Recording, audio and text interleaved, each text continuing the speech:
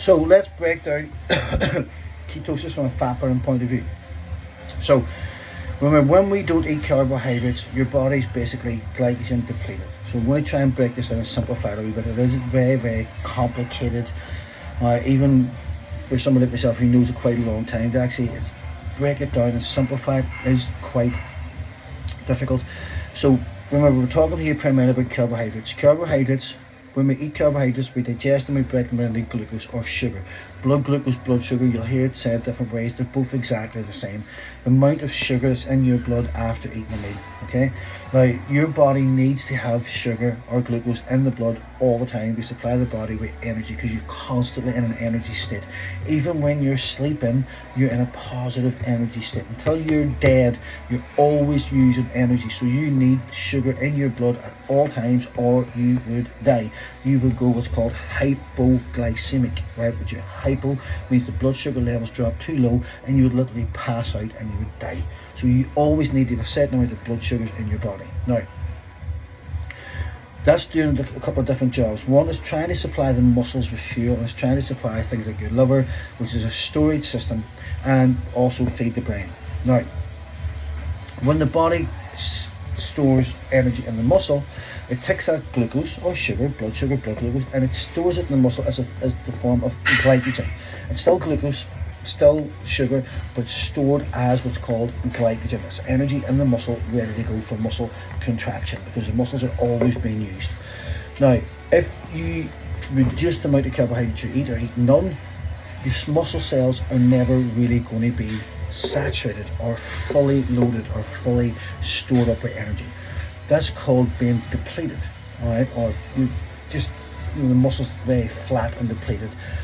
For anybody doing weights, you're not getting very much of a pump because there's no sugar, there's no glycogen stored in the muscle. This is one of the things that causes dehydration.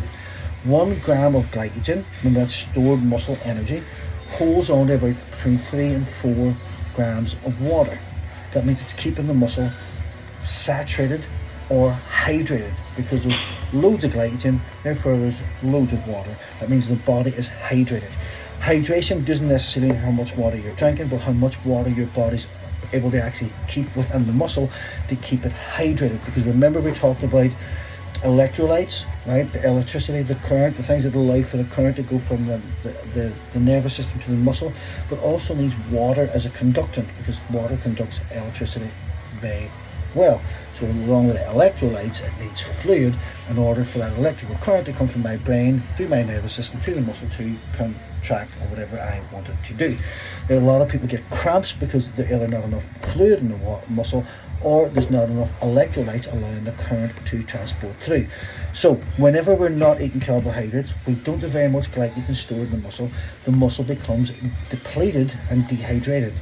Alright, so but what we can do is we can stock up on sodium, salt, things like pink Himalayan salt. Pink Himalayan salt's very good because it's got 82 minerals, and it also contains all the 3 electrolytes that you need to keep that current going. It also helps to hold fluid.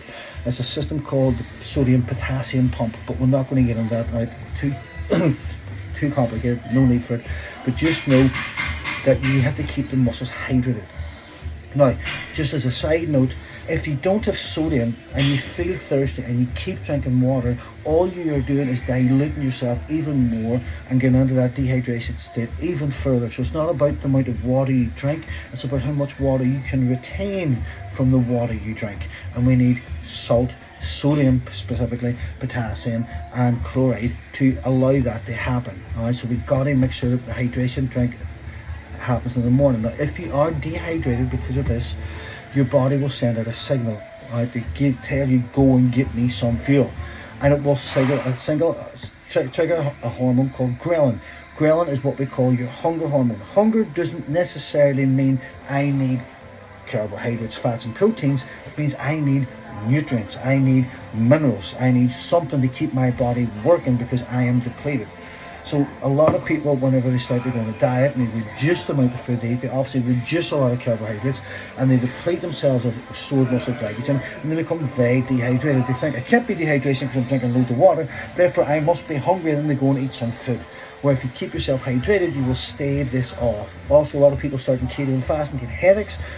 Headaches, 99.9% of headaches, especially even migraines, are dehydration.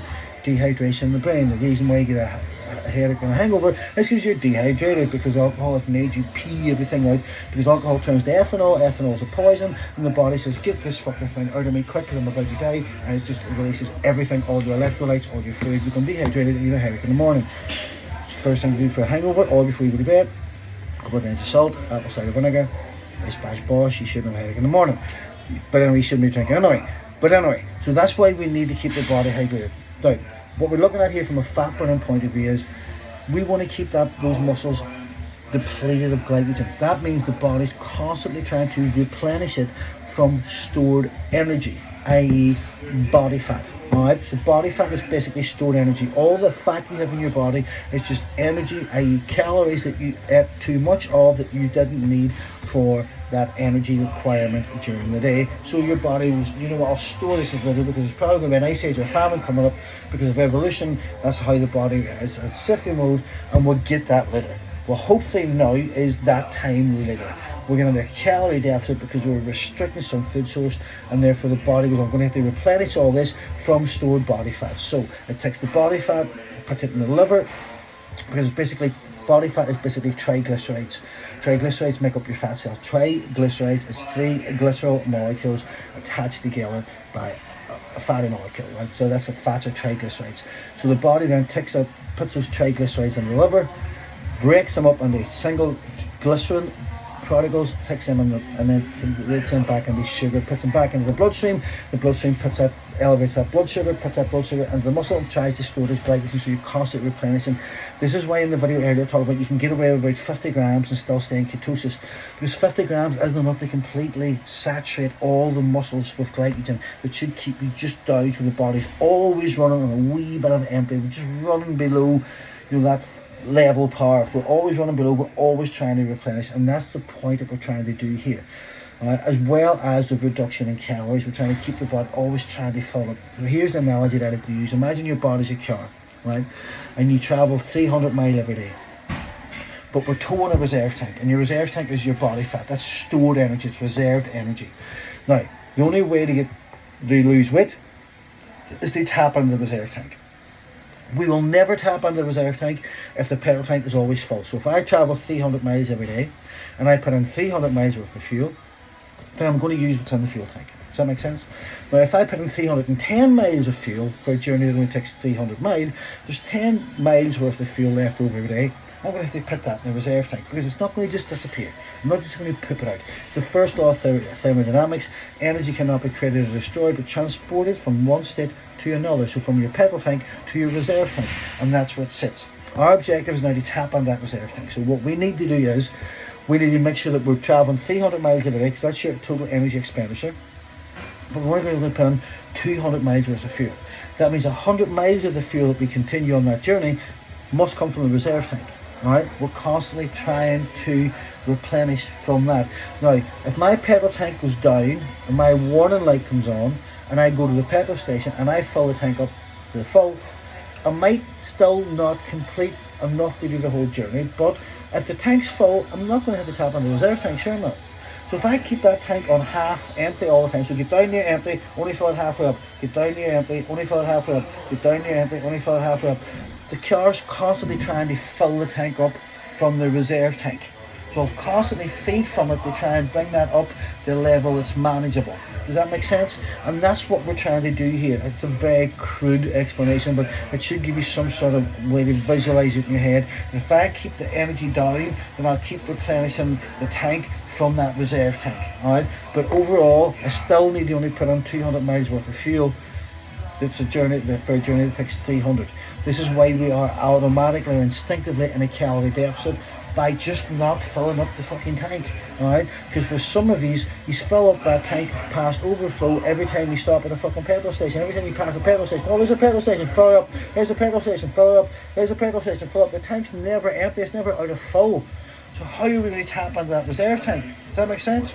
And that's what I want you to think about. Alright? I know it's a very complicated process, but that's what we're trying to achieve. When we do that, imagine the car's always pumping out fumes because we're always sitting down near that half empty line. Alright? And because the wee pump that has to suck out all the fuel from the reserve tank. It's got fumes coming out. It's like a wee diesel engine. That's ketones. Alright, you know you're in ketosis because you can feel the fumes from what's of the process that's going on. Alright, that makes sense? Have a good day.